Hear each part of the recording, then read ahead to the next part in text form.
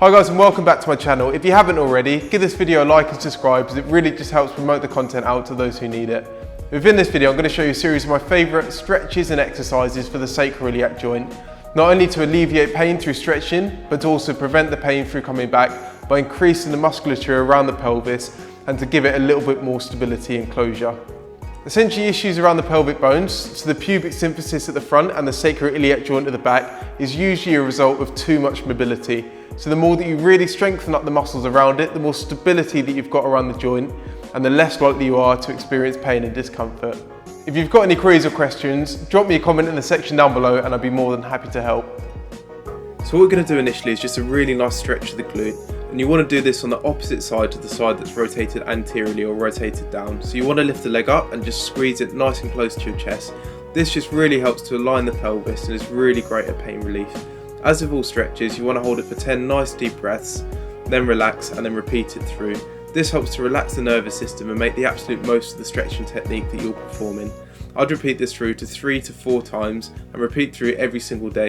So with this exercise, we're just getting a little bit more glute activation. If you find it painful to abduct the hips or to move the knees apart, then I'd focus on the other exercises and come back to this once the sacroiliac joint settles. But essentially, this is a really great way at activating and engaging your posterior pelvic muscles in order to help support the sacroiliac joint. I'd go through this really nice and slowly initially, really squeeze as hard as you can and make sure the sides of your hips are really working.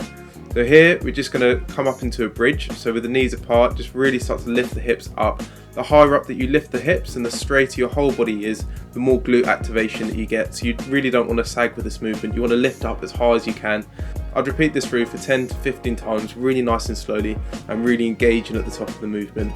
This is a really great way in order to engage those muscles and help to give the pelvis a little bit more support. Probably one of my favourite stretches for decompressing the low back, but also the sacroiliac joint as well, is a really deep squat. So you want to get into this position and hold it for a good 10 to 15 seconds.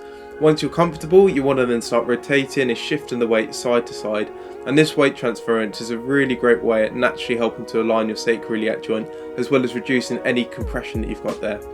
Next, we're just going to do a hip dip. So this is excellent as it's in standing, so if you're struggling to get on and off the floor, this is a really great way at starting to work the glute med, or the stability muscle on the side of the hip. You want to go through this exercise 12 to 15 times and then repeat it through for 4 to 5 sets. And you should really feel a burn and a strong contraction on the side of the hip that's standing on the floor. Again, really squeeze and tilt the pelvis over to that side for a couple of seconds to make sure that you get maximal engagement from this exercise. And I'd really focus on the side that's painful when doing this, as that's usually the side that's more mobile and could do with a little bit more muscular support and control in order to reduce the mobility that you've got.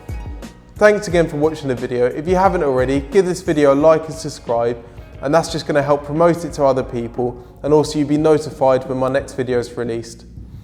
Additionally, check out my low back pain series, and that's just going to give you a handful of selective exercises in order to reduce the amount of pain that you're experiencing in your low back and sacroiliac region.